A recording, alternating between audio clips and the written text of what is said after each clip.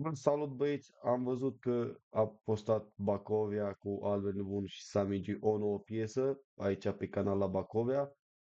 Din câte știu e o piesă de pe Ensa Bahnur 2. Piesa asta, dacă vă mai plac episoadele de genul, nu uitați să apăsați pe like și subscribe. Și eu zic să îi dăm drumul la reacție, chiar sunt curios de melodia asta și de combinația asta dintre ei trei. Chiar sunt curios cum sună.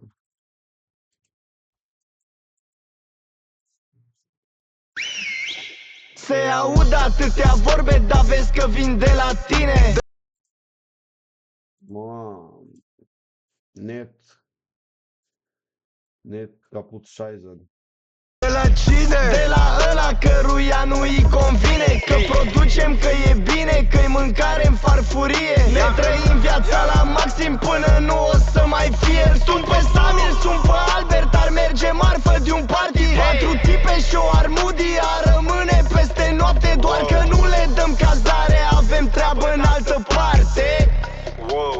Tu vorbești, dar ești în spate, deci poți să ne vorbești cât vrei. Ne place viața, banii pe femei.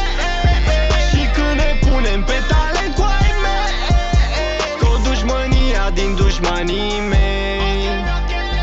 Poți să ne vorbești cât vrei. Ne place viața, banii pe femei. Și când ne punem pe talent cu ai mei, cu dușmânia din dușmanii mei. M-am născut în Bun Bacovia, bun rău Bacovia. O cerca să schimbe flow-ul ăsta pe care îl avea el de obicei, a fost diferit de față de cum cântă el de obicei. Bă, dar mi-a plăcut chiar foarte mult, gen big like Bacovia. Ține o așa, bă, gen, mamă, am văzut că în ultimul timp Bacovia încearcă să tot schimbi, cântă mai diferit aproape în fiecare video cu melodii, gen. Bă, da, efectiv sună bombă. Și acum hai să vedem și pe nebunul nostru Albert. cu dușmânia din dușmanii mei. M-am născut în narcos, dar fac hip-hop. Dau 50 de șaturi cu ai sunt fucked up. Plata o plomă, te împușc în cap. Pizdu e beton, în niciun tupac. Ciolo, ciolo, ciolo, mă doare în pulă și că eu sunt loco. Chief, kif, tricou de la Polo. Dacă nu eram trapper, vindeau numai coco. Cine oare-i fata asta care e numărul 1? Cred că o duc în militar să-l cunoască pe nebunul. Îmi spune în Sabahnor că-i place albumul. Am blueface în buzunar, mi-am fumat dușmanul, a rămas doar scrumul. Poți să ne vorbești cât vrei. Ok, asta cred că a fost partea lui Albert Nebunu.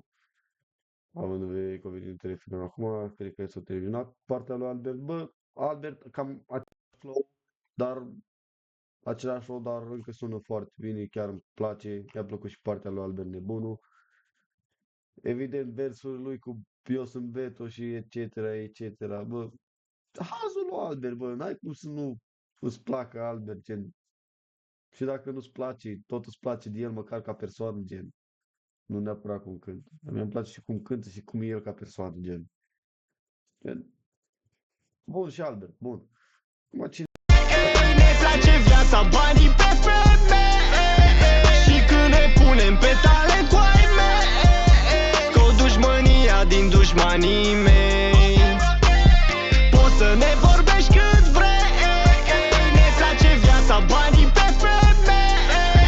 Și când ne punem pe talent cu ai mei, cu dușmânia din dușmanii mei. Se simtă vagabonții care produc bani, care sunt pe combinații și plecați de câțiva ani. Să se simtă femeile stau pe agățat, care știu să stoarcă fraier mai rău ca la bancomat. La ars câteva surte acum la Moschino, training de la Nike, sorta cu Valentino. Scuipa pe strânțe că mă luau cu du-te vino. Curentează un fraier cu filme de Tarantino. Am prea multă lume să dezamăgește, am prea multă foame să nu reușești. Vorba nu pola, nu știi că nu există. Nu mă schimba banii niciodată sau vreo pizdă. Am prea multă lume să dezamăgește, am prea multă foame să nu reușești. Vorba nu pola, nu știi că nu există. Nu mă schimba banii niciodată sau vreo pizdă. Atâta? fost partea lui, asta a fost partea lui Sami G. Serios. Stai că la... Bă, da, bă, sincer, bă, mi-am place Sami G la nebunie, gen, ascult Sami G destul de des, aproape zilnic, gen. Bă, dar melodia asta parcă n-are hazul ăla lui, nu cântă cum era el, gen, bă, nu știu, părerea mea că nu bine, îmi place mie acum odată aici. Bă, odată ok, gen, o încerca să schimbi și el, gen, să dea și altceva. Nu sună rău, nu zic că n-aș asculta-o din cauza lui. Bă, nu știu, ori m-a obișnuit el cu felul în care o dă el de obicei, ori nu știu, gen, a fost ok, dar părerea mea cam cea mai slab e Sami G în piesa asta. Da, cam asta a fost și reacția pe azi. Dacă v-a plăcut, nu uitați de like, subscribe și eu v-am lăsat. Ceau!